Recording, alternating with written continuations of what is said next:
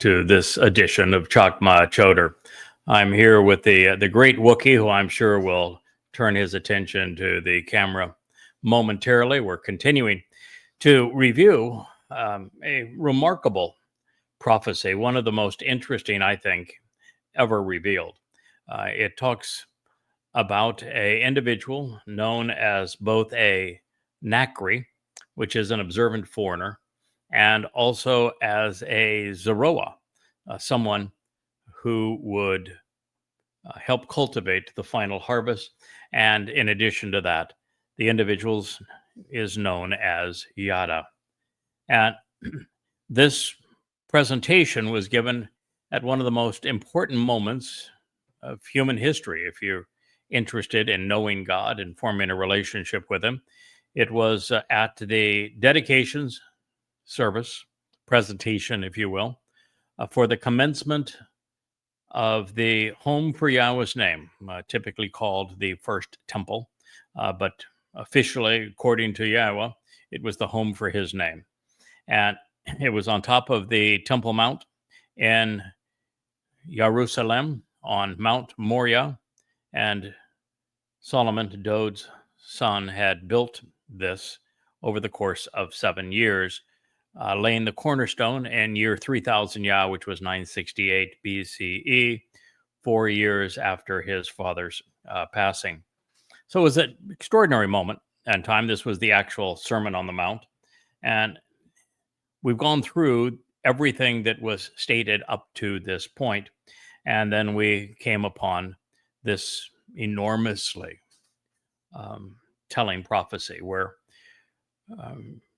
the only time throughout every revelation that Yahweh provided His people, He told them specifically to listen to and act upon everything that an observant foreigner, someone who was not a Israelite, would write and say on their behalf.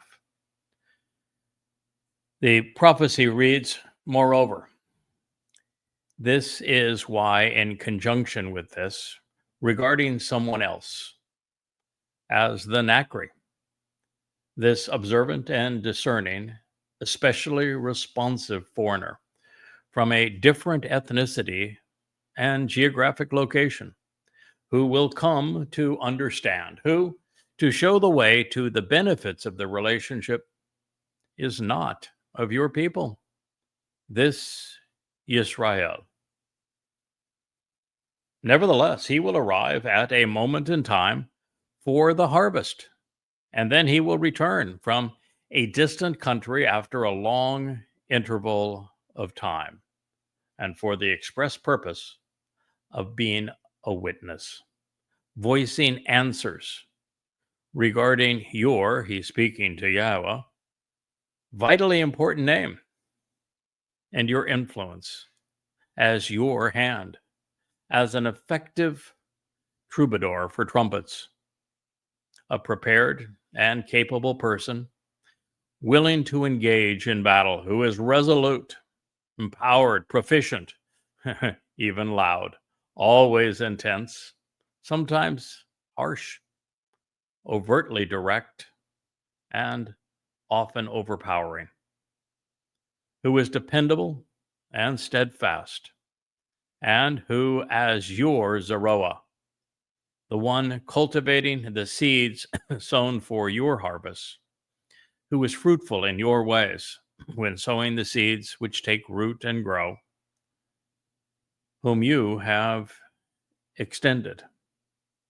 Speaking of Yahweh, making him available to Yisrael. When he arrives on the scene and chooses to pursue this, coming, going, and returning for the harvest at this moment in time, then, unaffected by societal, political, or any religious influence, independently, he will help interested parties reconcile their relationship by providing those who exercise good judgment with the requested information and justifications to make a reasoned decision pursuant to this intervention regarding this familial relationship and the family home. 2 Chronicles 6:32. When you hear this, as if coming out of the heavens, listen to what comes from the spiritual realm, from within the location where you live, no matter where you are, and then engage and act accordingly, doing everything, which to show the way, the Nakri, this observant and responsive foreigner from a different ethnicity and geographic location who understands, has proclaimed and has invited you to read, summoning you for the express purpose of serving as a witness, a teacher who provides answers such that all of the people of the earth will have a genuine and ongoing opportunity to become familiar with Yada, to know, acknowledge, accept, and understand your name.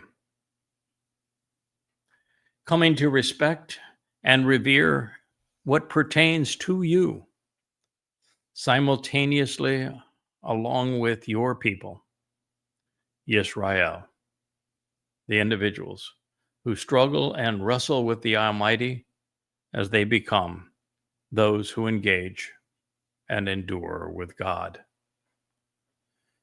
And also so that you may know that, and they acknowledge, accept, and appreciate Yada. Because truthfully, it is for your name that he is designated and called, invited and welcomed, reciting aloud regarding the Mikre, concerning this house and family, which to reveal the correct path to walk, to give life meaning, I have built. Dabadiim ha yomim, words for the days, 6:33. I've gone through this now on 3 different shows, so it probably isn't appropriate for me to highlight every moment of it again and every word again. But there are a couple of aspects of it that I think we need to reinforce. And that is that the most important declaration here is that Yisrael has obviously forgotten and erased Yahweh's name. And that since there is no Yisraelite, not a single Yehud, Jew, that is interested in or willing to introduce God's name back to his people, God found a goy who was willing to do it. And that central to the mission that I have been engaged on for the last 24 years is the reintroduction of Yahweh's name to the very people who have erased it.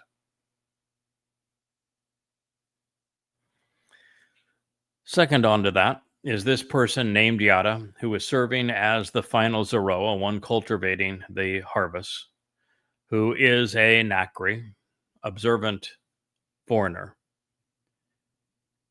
He is in a exceedingly challenging place because God just said that the entire world needs to listen to what he says and act, doing everything that he has asked you to hear, recite, and read. All of it. Now that means if I'm err by saying too much and thereby am mistaken in something, I could lead people astray. And of course, I don't want to do that. But if I don't say enough and I leave something out that's important for God's people to know, then the job is incomplete.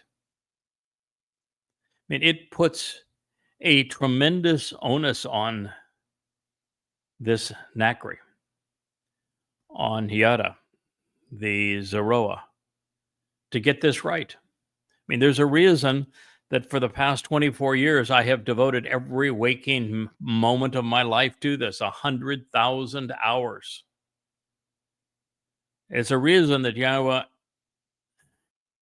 didn't ask me to speak to you, to look into this camera, turn on these lights, and address you in this way through these live streams until such time as we had put the entire picture together from beginning to end, and that I became the first person to know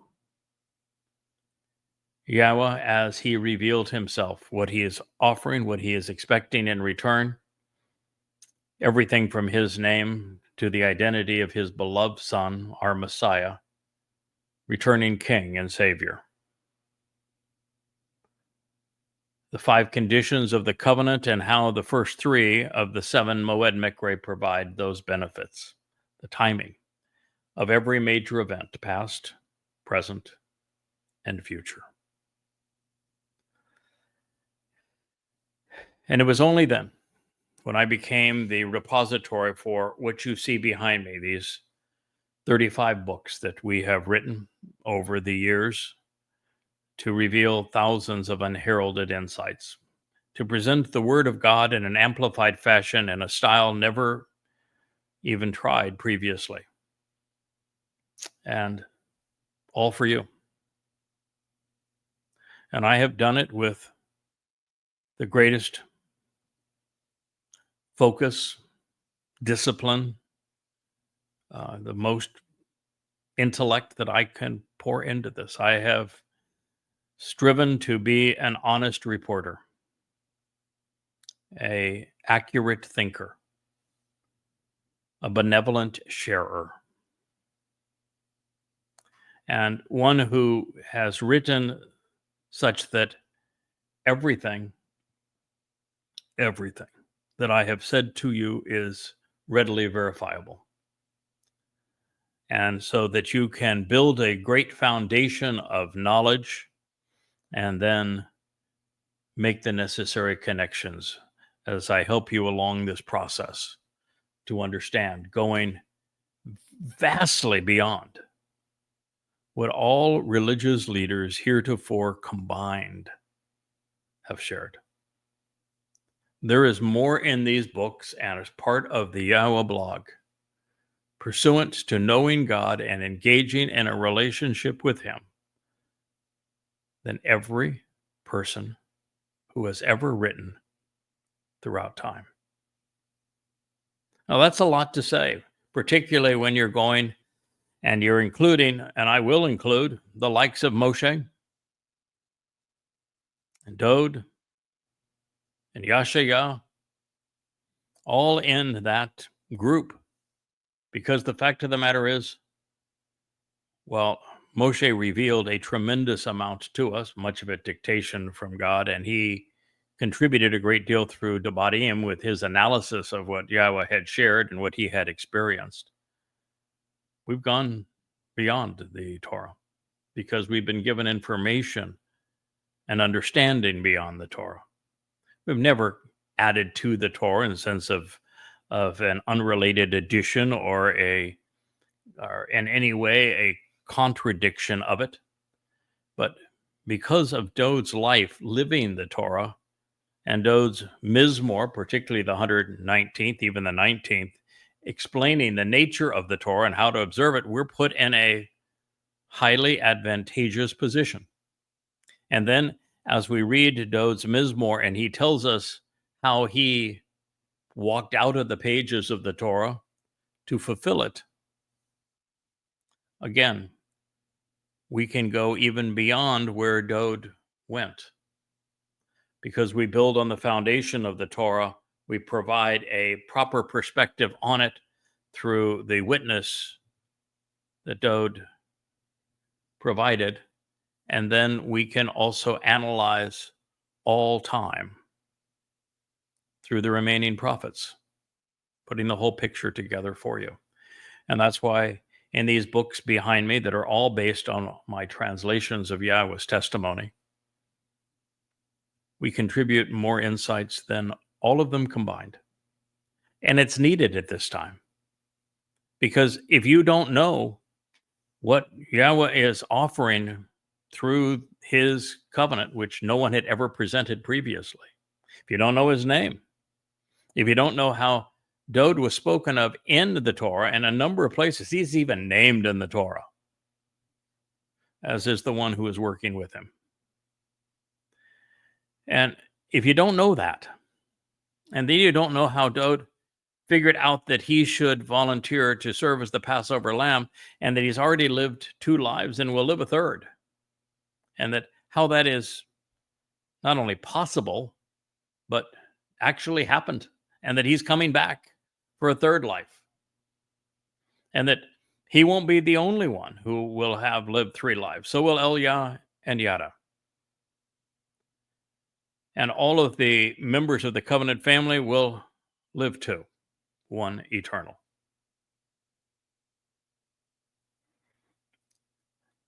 Without that knowledge, then what Moshe laid as the foundation for our relationship with Yahweh, and what Dod achieved, such that he enabled this covenant relationship and provided us with eternal life, perfection, adoption, emancipation, enlightenment, enrichment and empowerment, enablement.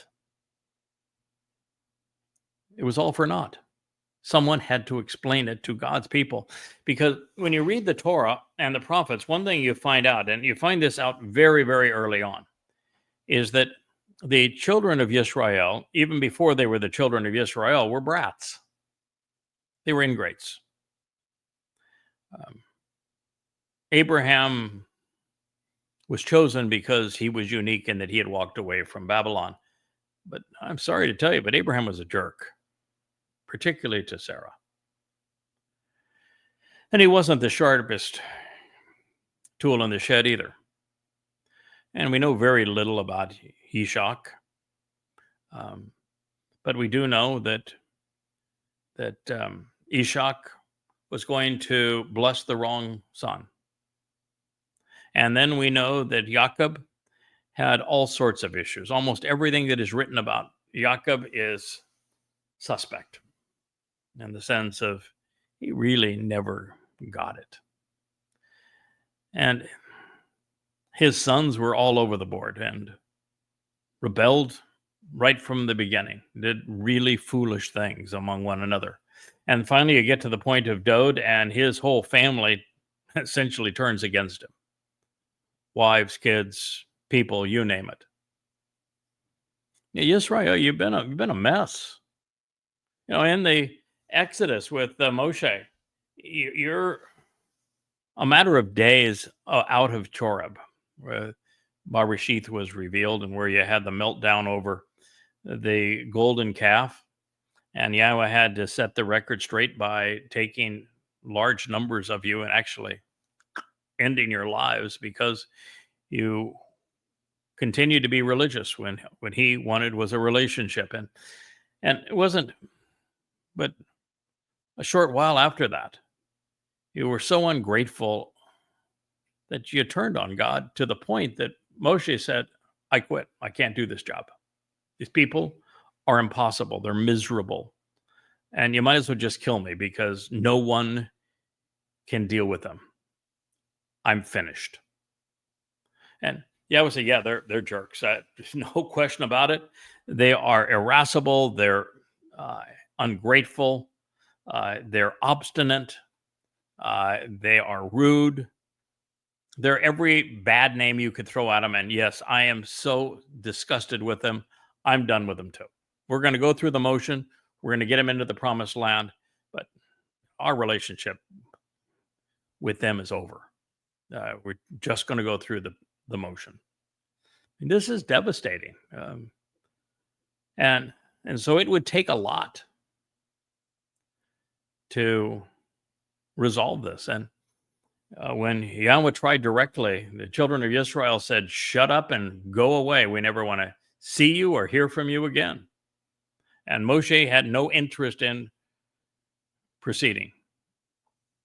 And then when the spirit that had enabled Moshe was split amongst 70 elders of Israel, they all said, offered nothing, contributed nothing. Although there is a light at the end of the tunnel, because two people were introduced, my Dode, God's Dode, and Dode's supporter in that story. And we were also introduced to the Herald, this Nakri that's going to make such a difference in the end. Because ultimately, that rift in the relationship, this horrible tragedy of erasing Yahweh's name and writing him out of your lives and pretending to speak on behalf of a Hashem and a G-D, it's got you to where you are now, and you're about to lose your lives and your country. You're in a horrible situation, Israel. And until you accept and embrace Yahweh by name, and until you recognize who the actual Messiah and Son of God is, and your returning King, it's David, till you recognize that he fulfilled Pesach, Matzah, and Bakorim, and you understand what those 3 days deliver pursuant to the benefits of the covenant, until you come to this place, Yisrael, you're going to be among the casualties of the time of Israel's troubles, which begins in a year. And it's only going to get worse from here. So that is why we're here. That is why Solomon made this declaration. He says, you got one last hope. Yahweh has chosen a person that is not a Israelite. He's going to speak through him. And you need not only to listen, you need to act upon what you hear. Every bit of what I've just shared with you. Rebellion at this point is going to lead to your demise. Over the next 8.5 years, 2 of every 3 Jews are going to die. That's how bad it's going to be. Rather than the 6 million Jews that were sacrificed so horribly during the Holocaust, this time it's going to be 10 million. And of the 5 million that's left, most of them are not going to enter the millennial celebration of Sukkah, where the earth is returned back to the conditions experienced in Eden. Only a tiny remnant of the people are going to be there. But my job is to give every last ounce of energy and intellect and capability to maximizing the quality of the individuals who listen, who capitalize on the upcoming Shabuah harvest, the Teruah gleaning, the ultimate sacrifice of the Adamah Parah, the red heifer, cleansing the adulterous woman that is Israel, so that you can be betrothed to your returning king and celebrate their homecoming on Yom Kippurim, which is just 8.5 years away. Going to occur at sunset in Jerusalem, 6:22 p.m., the 2nd of October of 2033. This is the day of reconciliations. It is year 6,000 Yah. That is the life I am offering. Now, somehow I do not think that I stumbled onto this prophecy a decade ago by happenstance. One or more of the Choter's 7 Ruach likely responsible. And I think we're all richer for the assist, because now we know specifically how God is working through his Choter and leading his people home. Now, at this point in his Sermon on the Mount, Shalomo, reconciliation, moved on to his concluding topic, which was defending Israel from the many foes who would face God's people between this day and the Nakri's arrival. In my previous presentations of the foregoing prophecy, I had passed over the remainder of the 6th chapter of Chronicles for this very reason. But since the Moria, rebellious and embittered mother goddess cult, has claimed that what follows disqualifies the Choter as the Nakri, as if there was someone else at this late date, I think we ought to consider it now. So I'm going to go through this with you, and we'll see what else we can learn, and we'll even find out if the psychotic rebellion found something that we might have missed somehow. I recall when I was first told this, it was by producer now of the show, my good friend, the man who has moved here to St. Croix to support this outreach to God's people. He said, they're claiming that the remainder of the sixth chapter of Chronicles nullifies your role as the Nachri. And he just laughed and said, yeah, I'm sure. No chance of that. And I actually responded to him in a way that might surprise you. I said, let's assume for the moment that they have stumbled into something that I may have missed, and that somehow what follows does in some way disqualify me for this role of Nachri. I'd be okay with that. And the reason I'd be okay with that is that there are hundreds upon hundreds of other prophecies, including ones pursuant to the Nakar, which is only different from Nachri, and that Nachri speaks of my observant foreigner, where Nakar is just observant foreigner. And they are about the Bashar, so many, going all the way back to the Torah on the Bashar, and the Zeroah, also going back to the Torah, and to the cold voice of God, and to Yada being this person that is so essential to conveying Yahowah's message, as we just heard here, that with it being obvious from Yashayah that I am the Choter, and that no one else has ever qualified for that role, and that what you're hearing is the Nesh, this scrolling banner that Yahowah is going to lift up in the last days, and that it is Yada who is joining Eliah as the final witness. All of these things, there is no other candidate, and all testimony, all prophetic testimony points to one unique individual, the author of all of these books, called Yada Yahowah, behind you, who has been doing this now with Yahowah at his insistence for 24 years. So I said, so if one of 500 turns out not to pertain to me, but we've still learned a great deal from it, it's okay. I'm all right with that. I said, but I doubt it. I mean, I'd be shocked if it didn't, because it is so specific. We've heard so much of this, and it even names Yada in it. But anyway, we're going to go through it and find out whether or not it's true. And that's really the approach I've taken to everything. Anytime somebody has challenged something that I have written based on context or whatever it may have been, or a translation, I've gone right back into it. Or somebody says, well, this can't be true because it says over here. And I'm always ready for any challenge. And that's why we have proceeded.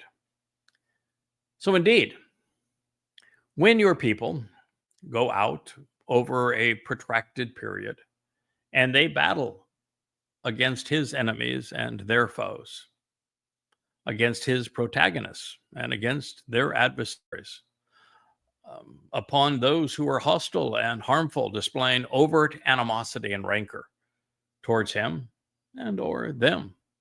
It's al oyeb hu. And so it would be most literally against his adversaries, which would be the Nachri's foes, of which there are many.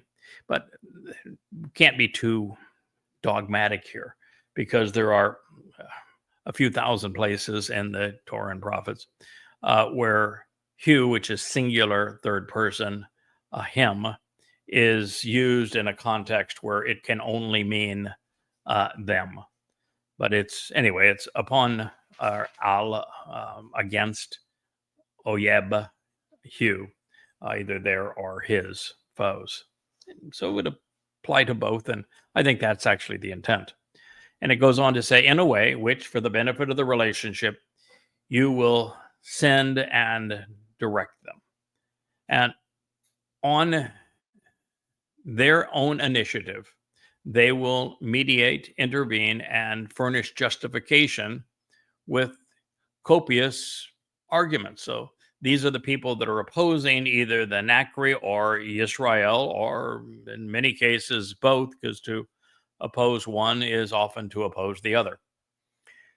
And so on their own initiative, speaking of those who are adversarial, they will mediate, intervene, and furnish justifications with copious presumptive arguments regarding you en route to this city, that to show the proper path you have chosen in this, along with the house I have built for your name. So it's 2 Chronicles 6:34. So we have now Wookiee paying attention and joining in on the podcast. So thank you, Wookiee. Now, two of the reasons that Yisrael would need a Nakri are addressed in this follow-on pronouncement. First, estranged from God and during Dod's prolonged hiatus in heaven, they would fight and lose many battles. And that would occur from this point forward. Hey, buddy, you want to get down? Yisrael's enemies became numerous and formidable. Okay. And they are growing more menacing every day. The world has been and remains, adversarial, and never more than what we're witnessing right now. Boy, if you were to go on X, which I would agree is a cesspool of anti-Semitism, the outrage against Jews, the blood libels, the lies, it's so pervasive, it's almost frightening. And you listen to the news and watch what's going on in the world as Marxists and Muslims have leagued together in a unholy alliance of evil, seek the destruction of Israel. I don't think there's ever been a time where any people, much less Jews, were so viciously hated and had so little support as they do now. And while you might say that one more voice doing a blog, writing books, with a website, with a team trying to reach God, how much impact can that make in terms of protecting God's people? Well, a hell of a lot. And the reason is that 100% of those who survive will have listened to what I have to say, what I've learned about Yahowah, will embrace God by name and act upon the conditions of the covenant and celebrate God's invitations to meet in the way they were intended, so that they might benefit and be spared from all of this and live forevermore. That's a lot. And Yahowah gets to come back with Dode because there will be family there to meet with them. And even when they come back, there'll be someone to perfect them. So they're prepared to be betrothed to their king. That's a lot.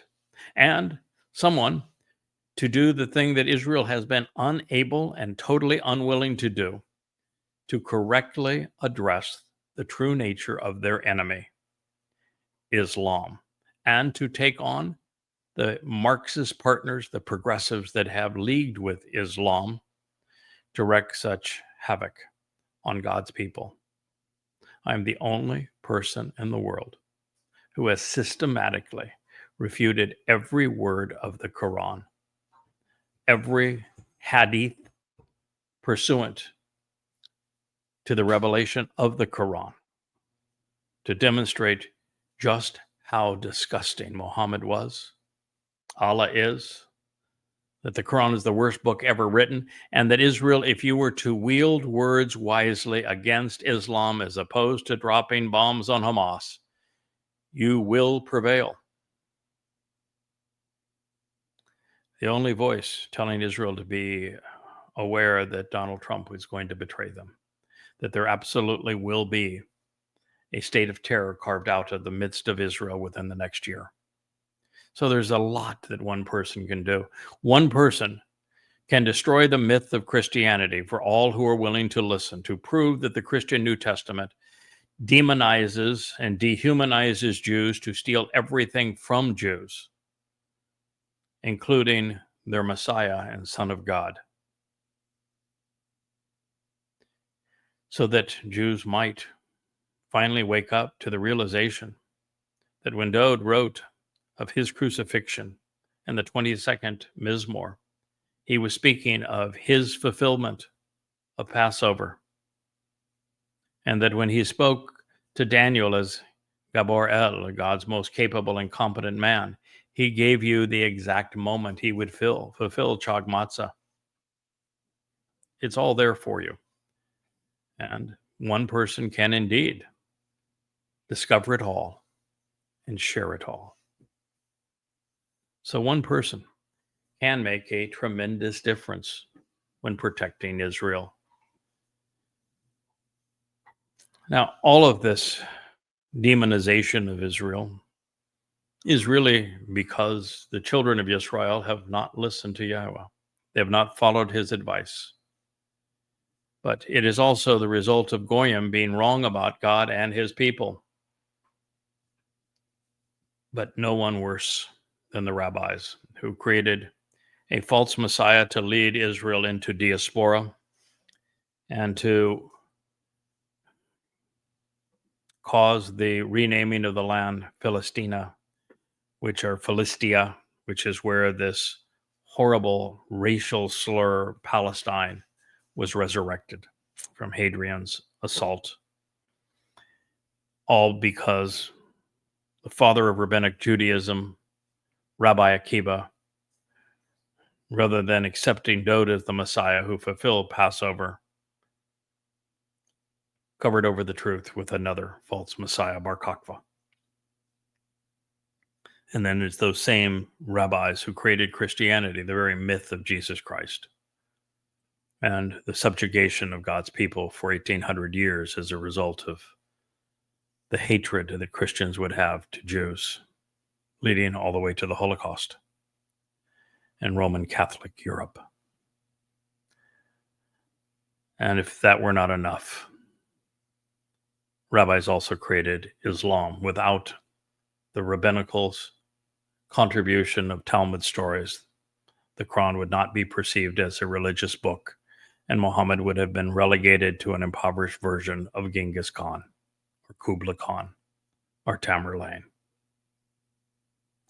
That's simply the truth, whether you want to deal with it or not, whether you want to deal with it now or later. Rabbis have been the worst enemy of Israel. Second to this, religiously and politically, even socially and culturally presumptuous and meddling, Jews have intervened between God and man, furnishing copious justifications for their many Talmudic arguments against Yahweh. Their Babylonian Talmud serves as Exhibit T, replacing the Torah. This is one of the reasons an amplified translation replete with stems, moods, and conjugations is so vital to our understanding of what God conveyed to us. Now, in this case, the Hitpael stem reveals that religious Jews have done all of this on their own initiative.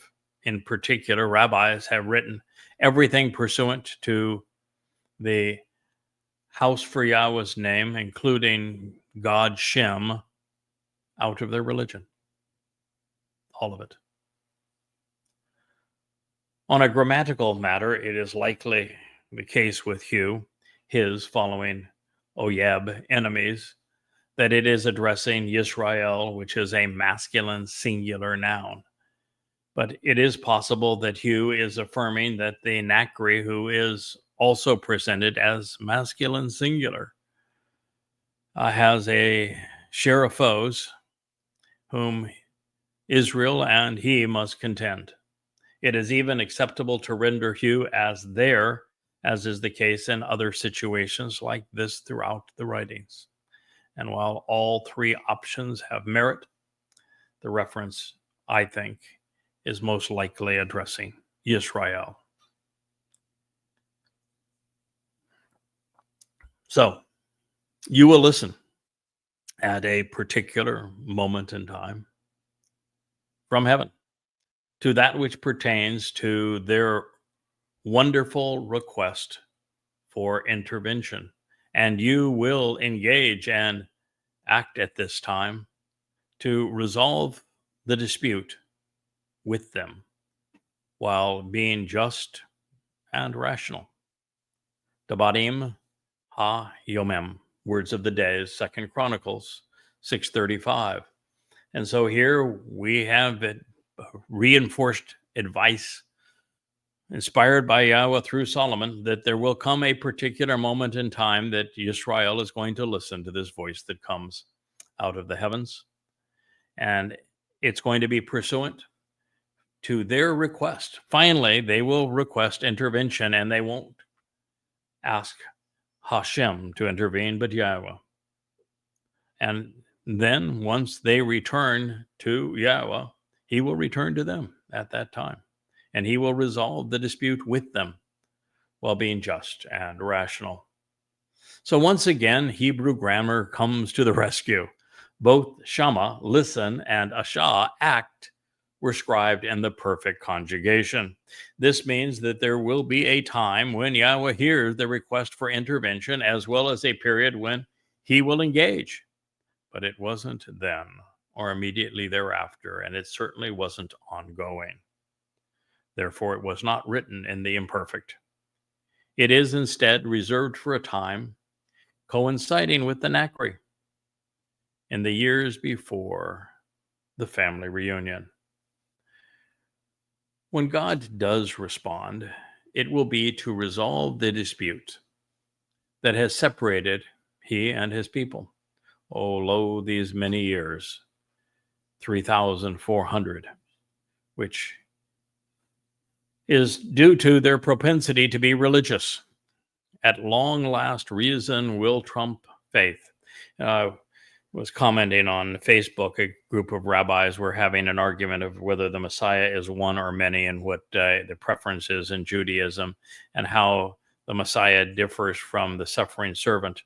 And I responded to them and said, you're taking a citation out of Isaiah without recognizing that the primary theme of Isaiah is that God hates Judaism.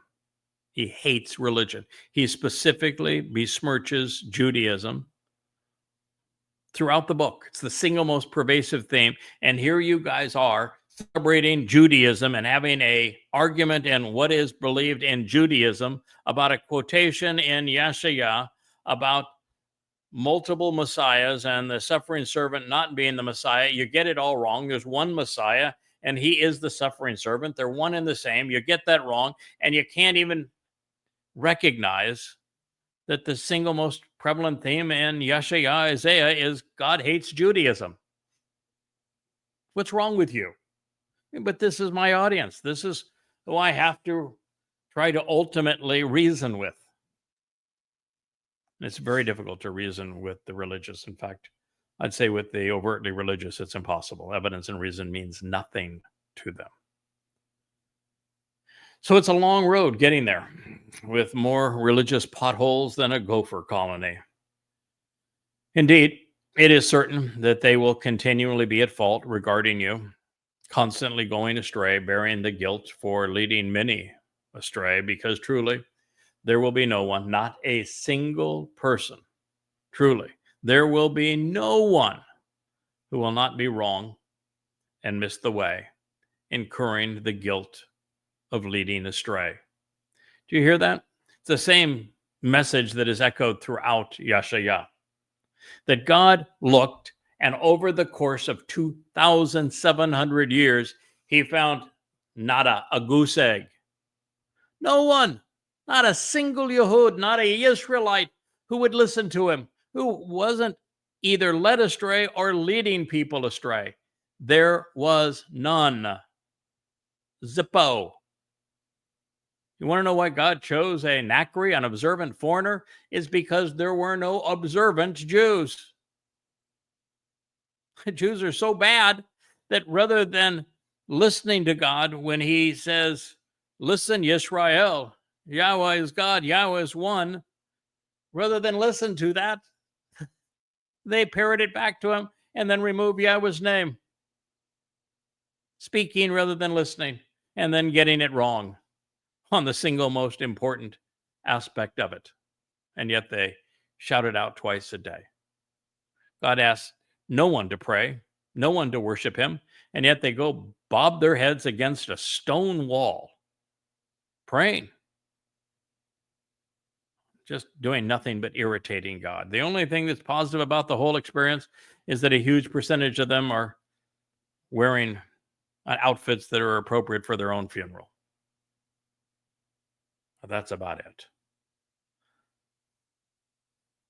So indeed, it's certain they're going to continually be at fault regarding you, constantly going astray, bearing the guilt for leading many astray.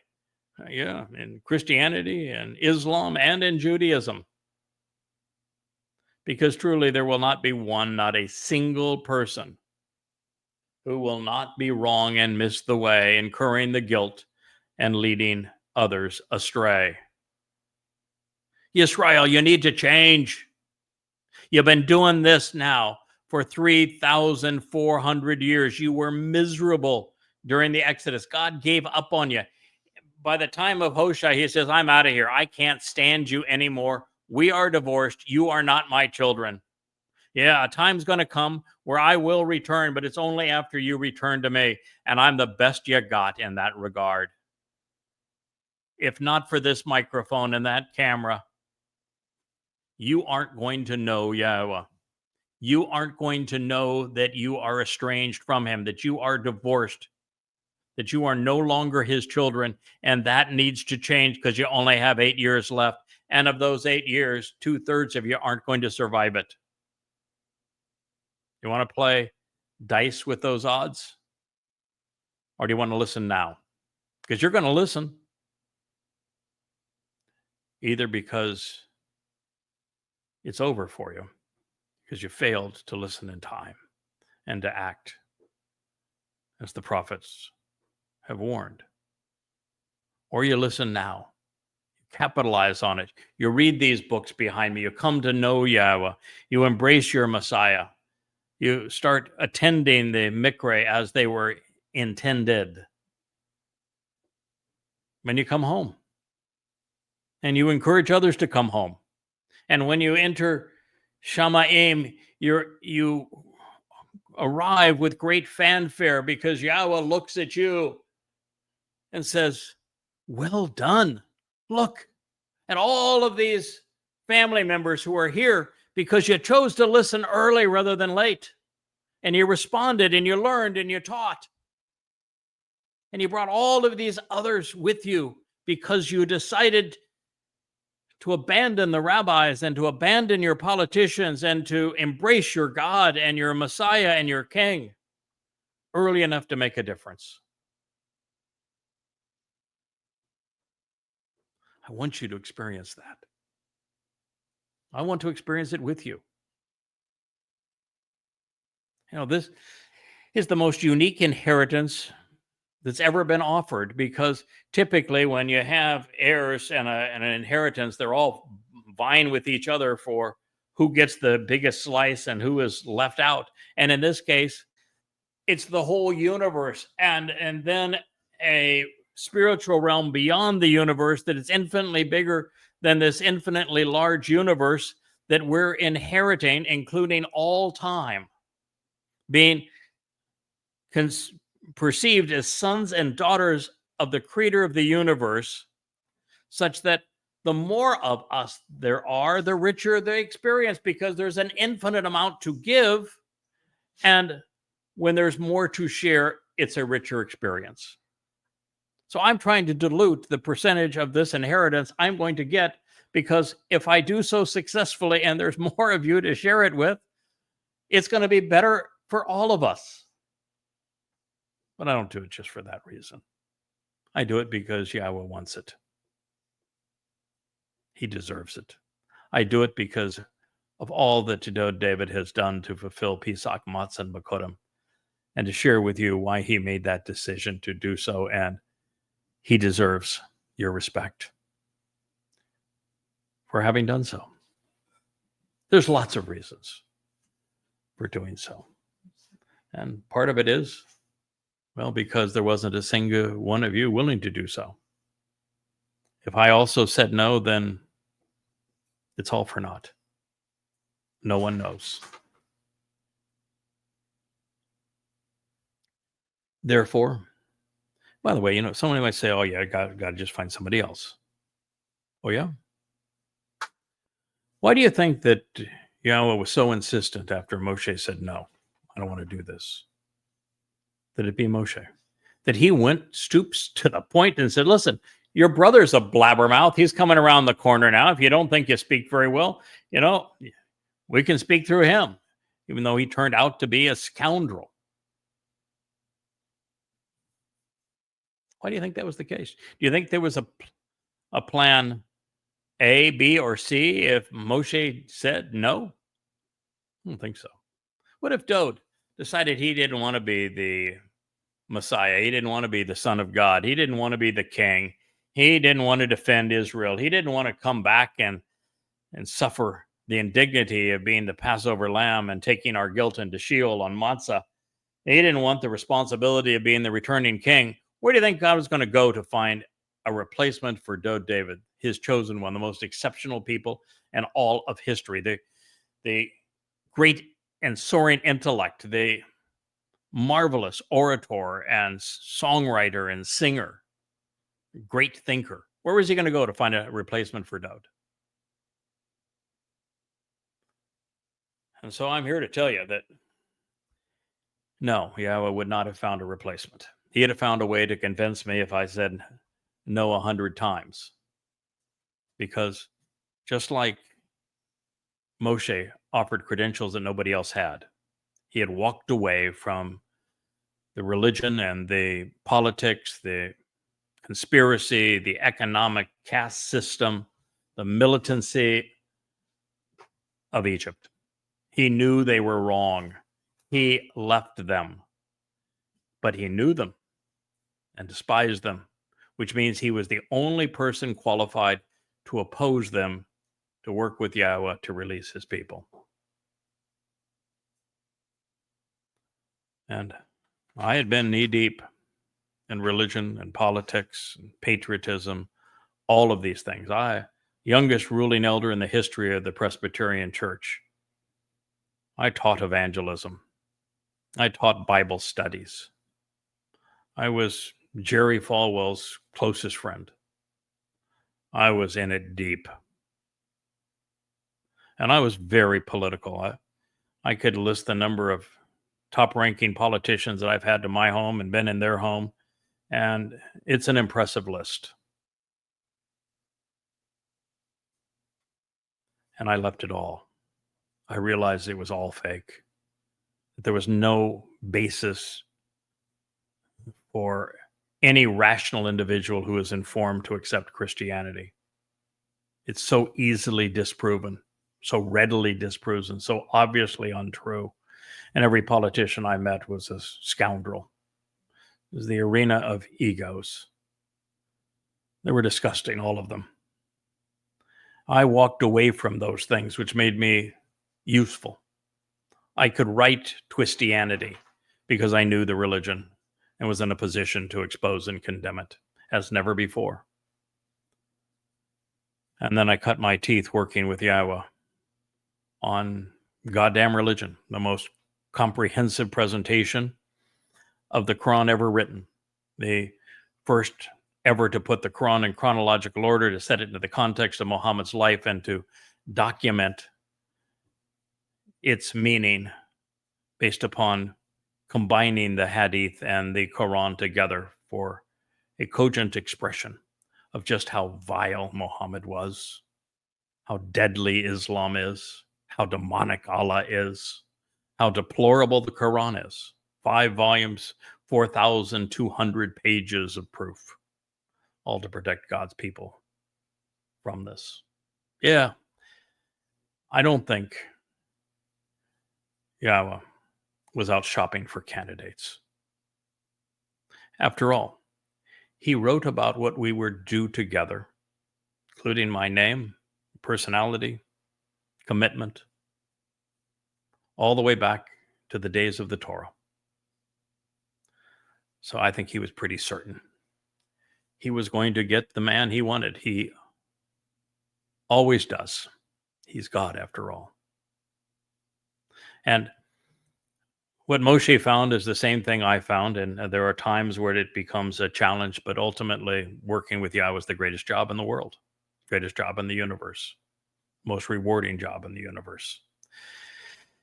Therefore, you will be indignant and furious with them, and so you will offer them up, giving them unto the presence of an enemy, so that they are taken captive, with them hauled away as slaves by their captors to a land or place both far and near, and a time distant as well as quite soon. Dabadim, words of the day, 2 Chronicles 6:36, and it would play out exactly that way with the Assyrians, with the Babylonians, with the Romans, with the Roman Catholics, with the Muslims, the Ottomans, Muslims again, the Nazis, and most recently October 7th with Muslims again. And it's all because God gave up. You were so irascible, so religious, so contentious with God. He gave up on you. He left you. Now, he made a promise to Abraham, and he honors all of his promises. He worked with his son to reconcile the relationship, and he's going to make certain that his son's commitment and sacrifice pays dividends and is honored. And that's why I'm here, to reintroduce you to this. And quite frankly, I'm going to be rejected. Just as Yahweh was rejected by the vast preponderance of Israelites, I will be rejected by most, but not by all. And so long as there are, and there already have been, many Yehud who have listened, we prevail. I can go to Yahweh now and say, here are your children that we have bound together and brought home, and have a smile on Yahweh's face, but we're not done. There will be more, and I want you to be among them. God wants you to be among them.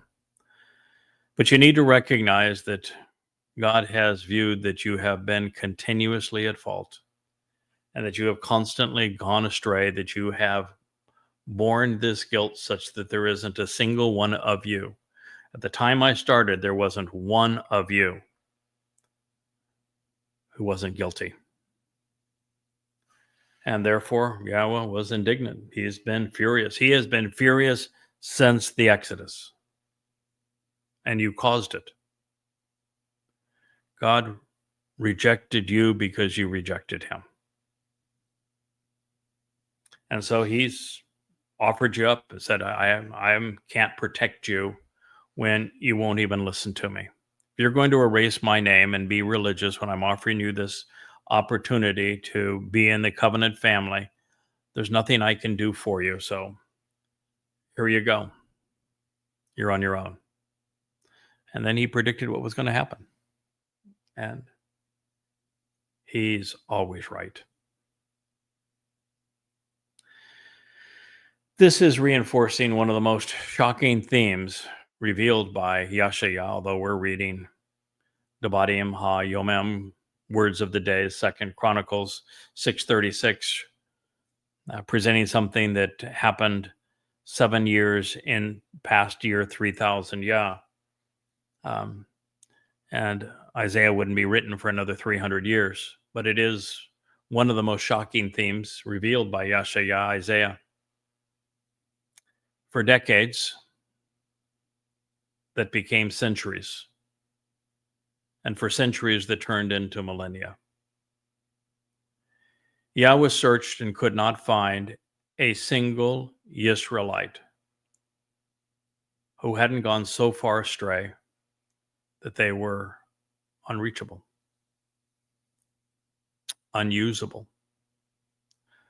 Kai an Adam Ashar, because truly there were none, not a single person, lo chata, who had not gone the wrong way, the religious way. This would become and remain universal among Jews. All have been wrong about Yahweh. And that is why the Nakri was not of your people, this Yisrael, although more than anyone who has ever lived, apart perhaps from Dod, he is for your people.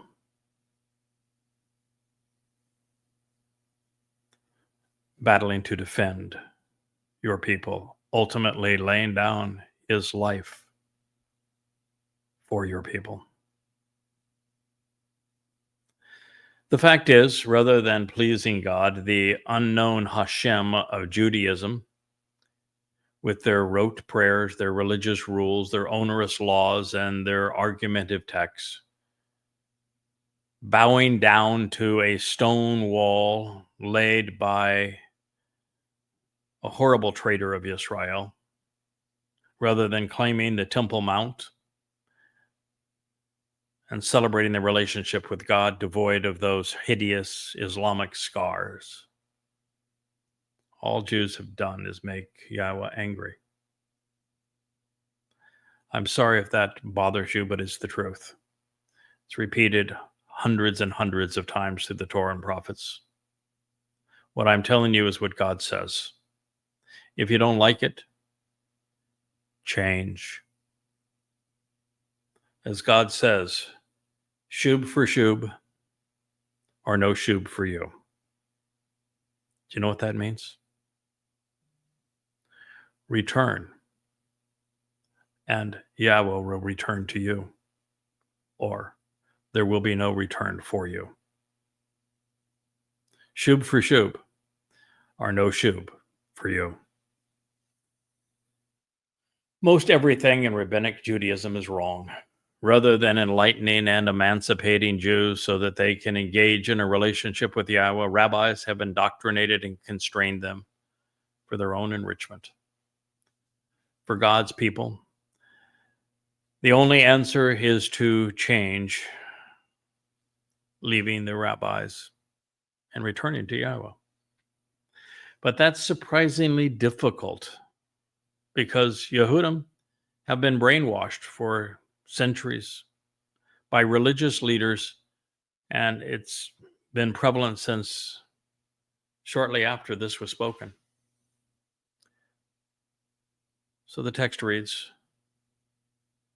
but by coming back, shub, changing and returning, in their best judgment, with improved attitudes and ambitions, while in the country which they will be held as captives, and by turning around and changing so that they can be restored, shub again,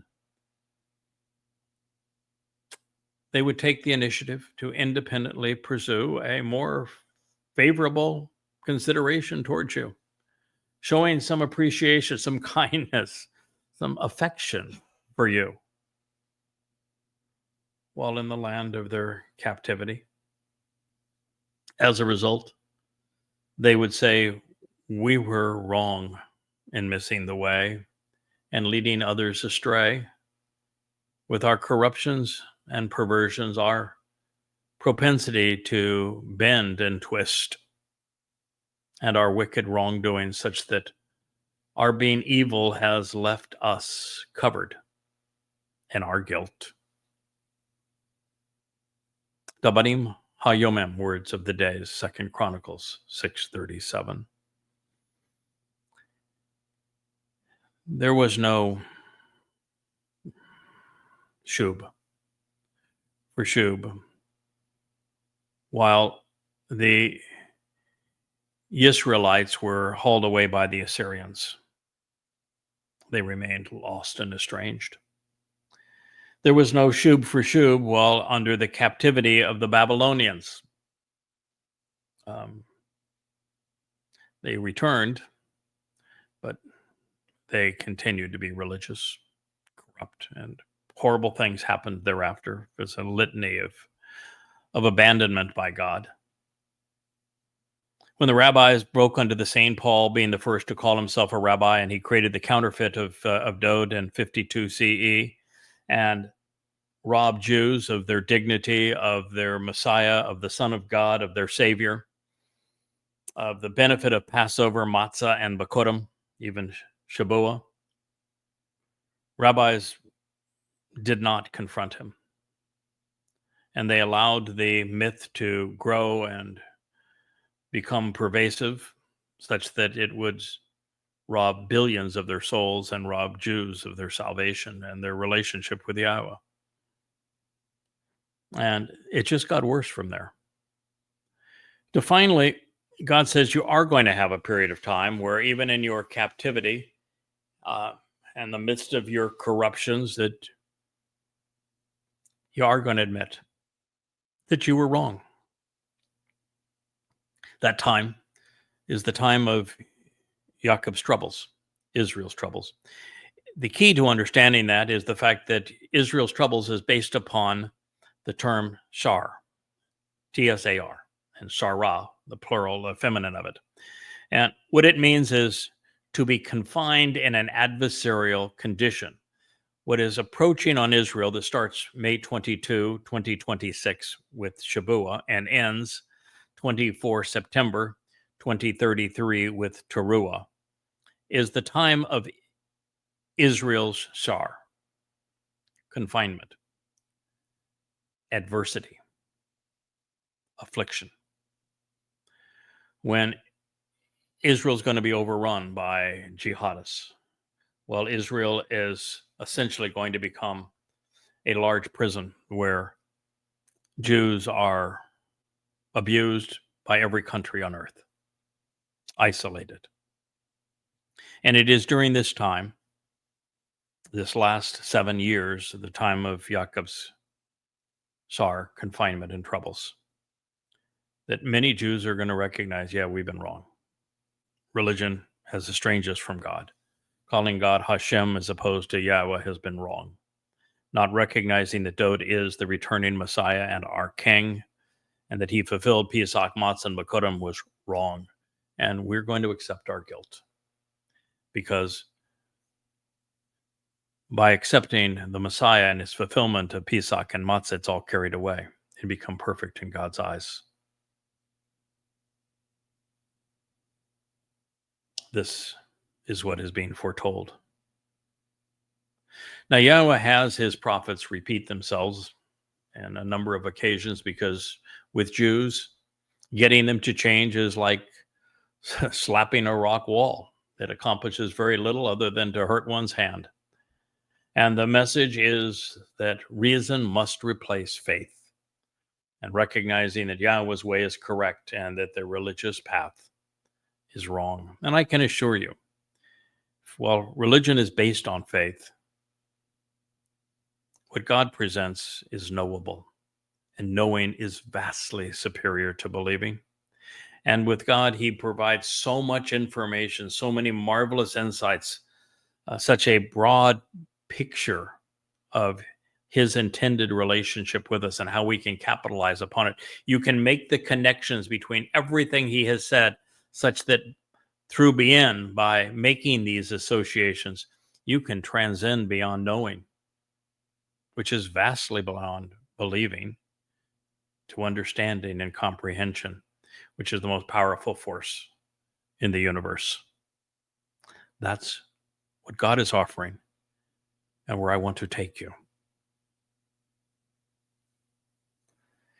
Now, there is an interesting twist in this pronouncement I don't want anyone to miss. Solomon wasn't asking Yahweh to favor his people while they were wrong, but instead for Israel to Chanan El, take the initiative to pursue a more favorable approach to God, to stop abusing him, to start treating him respectfully, like embracing his name, acknowledging this great sacrifice and the benefit of his son, Dode. How about start with Dode and Yahweh? Fulfillment of the Moed Mikre, the terms and conditions of the covenant. How about start there? How about toss away the Talmud? How about finally recognize that you don't have a politician in Israel that's worth a damn, and that Netanyahu's re-entry into Gaza to bomb Gaza into submission, yeah, sure, the Muslims who perpetrated 10/7 and who celebrated 10/7 deserve what befell them, and these Islamic jihadists are miserable, and they will continue to lash out and try to kill Jews. But invading and bombing Gaza was counterproductive for Israel. It was suicidal, turned the world against you. And so you can say, yeah, the bad guys deserved it, and I would agree with you. But it wasn't the right response. There was a much better one, and I shared that with Israel on the morning of 10/7 of 23. But of course, no one listened, except those that were already in a relationship with Yahweh. Now, the other interesting insight is that the way religious Jews have Choter, led themselves and others astray, is by YAHOWah. It is by twisting and bending, corrupting and perverting Yahweh's testimony for their Talmud, even for the New Testament and the Quran, which rabbis authored.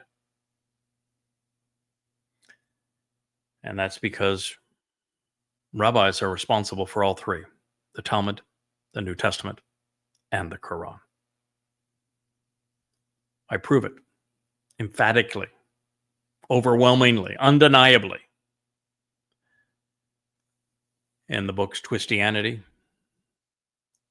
5 volumes, explaining how rabbis created the myth of Jesus Christ and robbed Jews of their dignity and their Messiah, their Savior, and in Goddamn Religion, the 5 volumes, which show how rabbis selling Talmud stories to Muhammad created a aura of religiosity to the Quran that turned a common thief, pedophile, and rapist into a religious leader because he had religious credentials with the stories the rabbis had sold to him.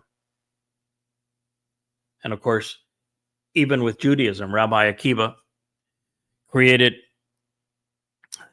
the diaspora.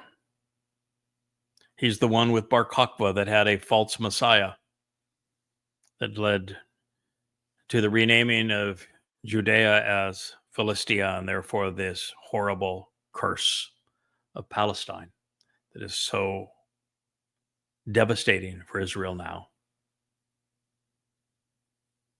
and set up the conditions that would cost 6 million Jews their lives in the Holocaust. That's the founder of Rabbinic Judaism.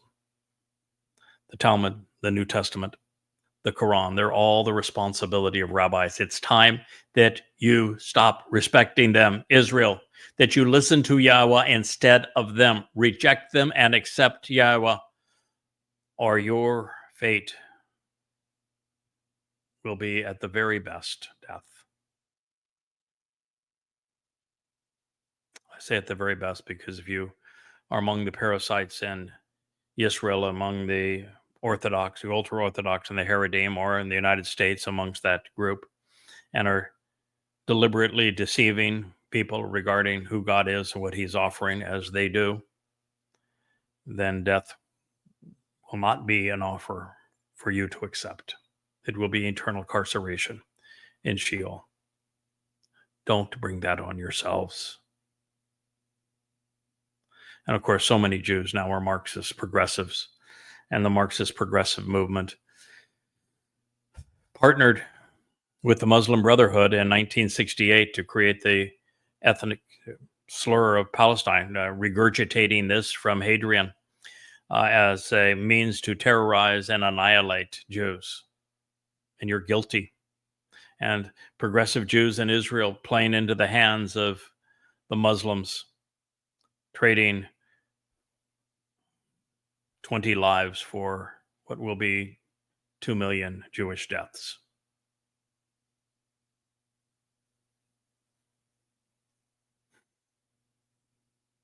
God's people are slandered in Russia. Religious guilt.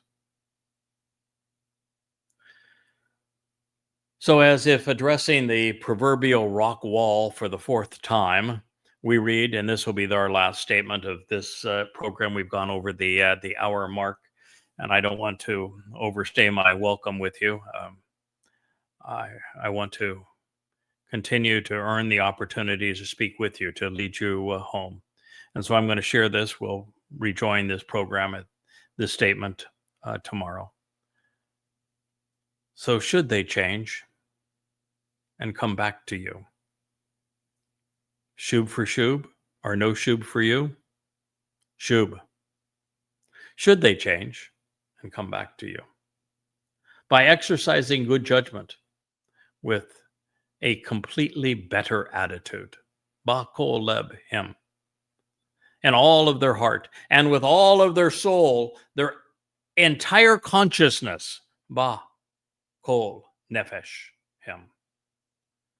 While in the country which they will be held as captives, in the realm of their captivity to which they will be deprived of their freedom, and without being prompted or provoked, and they take the personal initiative to mediate and meditate on the justification for intervention regarding the way to their land, which for the benefit of the relationship you gave to their fathers and the city you have chosen, as well as the house and the family that I have built for your name.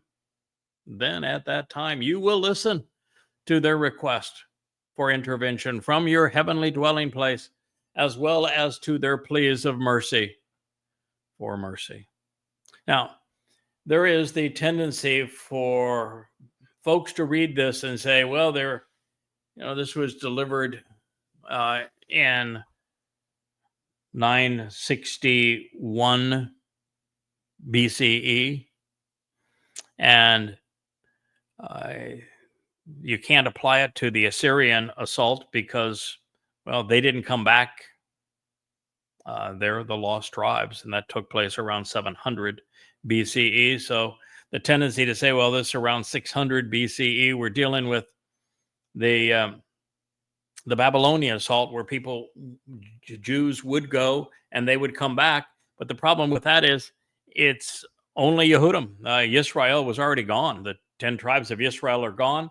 And the Yehudim in Babylon, they went from bad to worse.